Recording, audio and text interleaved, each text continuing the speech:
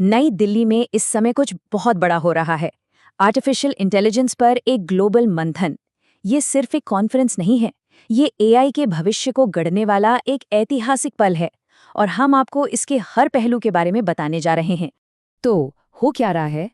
16 से 20 फरवरी तक पूरी दुनिया की नज़रें नई दिल्ली पर हैं, जहां एआई इम्पैक्ट समिट 2026 के लिए टेक्नोलॉजी के सबसे बड़े बड़े दिग्गज इकट्ठा हुए हैं। और यकीन मानिए, ये कोई आम टेक कॉन्फ्रेंस नहीं है, ये एआई की दुनिया में एक नए चैप्टर की शुरुआत है। तो सवाल ये उठता है कि यूके, सियोल और पेरिस में भी तो पहले समिट्स हुए हैं, तो फिर नई दिल्ली में ऐसा क्या खास हो रहा है? क्या है वो बात जो इस इवेंट को इतना जरूरी बना देती है?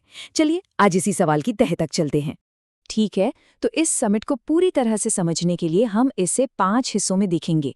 पहले, इसका ऐतिहासिक महत्व क्या है, फिर इसका कोर मिशन क्या है, पहले दिन की दिलचस्प बातें क्या रहीं, आगे का एजेंडा क्या है, और आखिर में एआई के लिए वो कौन सी नई सोच है जो यहाँ से सामने आ रही है।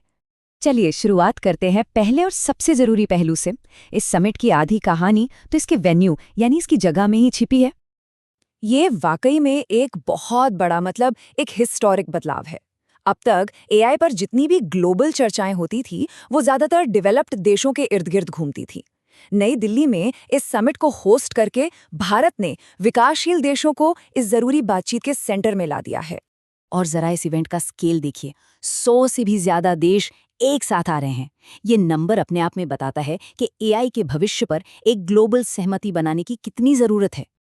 यहाँ तो जैसे विचारों का एक महाकुंभ लगा है। जरा सोचिए, 3000 से ज्यादा एक्सपर्ट्स, रिसर्चर्स और लीडर्स एक ही मंच पर अपने आइडियाज शेयर कर रहे हैं। और बात सिर्फ बड़ी बड़ी कंपनियों या जाने माने नामों तक ही सीमित नहीं है। 600 से ज्यादा नए और उभरते हुए स्टार्टअप्स का यहाँ होना ये दिखाता है कि इनोवेशन की असली ताकत जमीनी स्तर पर है। अब चलिए इस समिट के दिल में चलते हैं। इसका असली मिशन क्या है? ये सिर्फ टेक्नोलॉजी के बारे में नहीं है, इसके पीछे एक बहुत गहरी सोच है। भारत ने अपने विजन को 3 बहुत ही सरल लेकिन पावरफुल शब्दों में बताया है: लोग, ग्रह और प्रगति। इसका मतलब सीधा सा है, एआई इंसानों के लिए हो, हमारे प्लैनेट के लिए सुरक्षित हो और इसकी तरक्की का फायदा सभी तक पहुंचे। अच्छा, तो इन सिद्धांतों को हकीकत में बदलने के लिए समिट के कुछ बहुत ही ठोस लक्ष्य हैं। एआई को कुछ चुनिंदा लोगों के हाथ से निकालकर सबके लिए उपलब्ध कराना, देशों को अपनी टेक्नोलॉजी पर कंट्रोल देना और ये पक्का करना कि एआई नौकरियां छीनने के बजाय नए मौके पैदा करे। और देखिए, ये सिर्फ बातें नहीं हैं, ये खोखले वादे नहीं हैं। भारत ने इंडिया एआई मिशन के तहत 10,000 करोड़ रुपए से भी ज्यादा का भारी भरकम निवेश करके अपनी कमिटमेंट दिखाई है। ये एक मजबूत डोमेस्टिक एआई इकोसिस्टम बनाने की तरफ एक बहुत बड़ा कदम है। तो चलिए अब थियरी से हटकर एक्शन की बात करते हैं। समिट के पहले दिन आखिर हुआ क्या? पहले दिन की शुरुआत हुई एकदम धमाकेदार तरीके से। प्रधानमंत्री नरेंद्र मोदी ने इसका उद्घाटन किया और इसके साथ ही एआई इम्पैक्ट एक्सपो भी शुरू हुआ। ये एक्सपो वो जगह है जहां एआई सिर्फ बातों का टॉपिक नहीं है, बल्कि असल जिंदगी में काम करते हुए दिखाई देता है। पहले दिन की बातचीत में एक बहुत बड़ा बदलाव देखने को मिला। लोग भविष्य के काल्पनिक खतरों पर बहस नहीं कर रहे थे, बल्कि फोकस इस पर था कि एआई आज अभी हमारी मदद कैसे कर सकता है, चाहे वो रोड सेफ्टी हो या जस्टिस सिस्टम।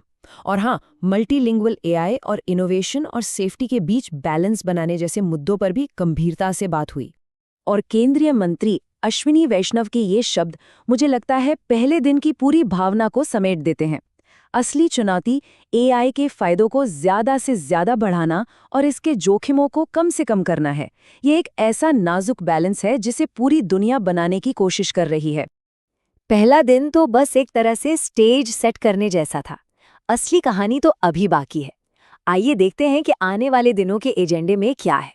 ये जो एजेंडा है, इसे बहुत सोच समझकर बनाया गया है। देखिए, स्वास्थ्य और कृषि जैसे जरूरी सेक्टर्स में नई पहलों की शुरुआत से लेकर रिसर्चर्स और इंडस्ट्री के लिए सेशंस और फिर टॉप लीडर्स की मीटिंग के बाद एक ग्लोबल घोषणा के साथ इसका समापन। मतलब थ्योरी से एक्शन और फिर ग्लोबल कमिटमेंट की तरफ एक साफ यात्रा है। और ये सब कुछ हमें समिट के सबसे अहम पहलू पर ले आता है। वो कौन सी नई सोच है, कौन सा नया विजन है एआई के लिए, जिसे यहाँ से दुनिया के सामने रखा जा रहा है। एक शब्द जो इस समिट में बार बार सुनने को मिल रहा है वो है सॉवरेन एआई। अब इसका मतलब क्या है? सीधा सा मतलब है कि कोई भी देश सिर्फ एआई का कस्टमर बनकर न रह जाए, बल्कि अपनी ज़रूरतों के हिसाब से अपने खुद के एआई मॉडल बनाने और उन्हें कंट्रोल करने में सक्षम हो। ये तकनीकी आत्मनिर्भरता की एक पुकार है और भारत 12 स्वदेशी मॉडल बनाकर इस दिशा में आगे बढ़ रहा है। और ये बात भारत की बड़ी सोच को बहुत खूबसूरती से दिखाती है। जैसा कि उपराष्ट्रपति सीपी राधाकृष्णन ने कहा, भारत सिर्फ अपने लिए एआई नहीं बना रहा है, वो ग्लोबल नॉर्थ की टेक्नोलॉजी की ताकत को ग्लोबल साउथ की अपार क्षमता से जोड़ने के लिए एक पुल बनना चाहता है। तो कुल मिलाकर बात ये है कि ये समिट सिर्फ एक इवेंट नहीं है, ये एआई के भविष्य के लिए एक दूसरा रास्ता दिखा रहा है, एक ऐसा रास्ता जो सबके लिए हो, जो संप्रभु हो और जो विकास पर केंद्रित हो। और ये हमें एक बहुत बड़े सवाल के साथ छोड़ जाता है।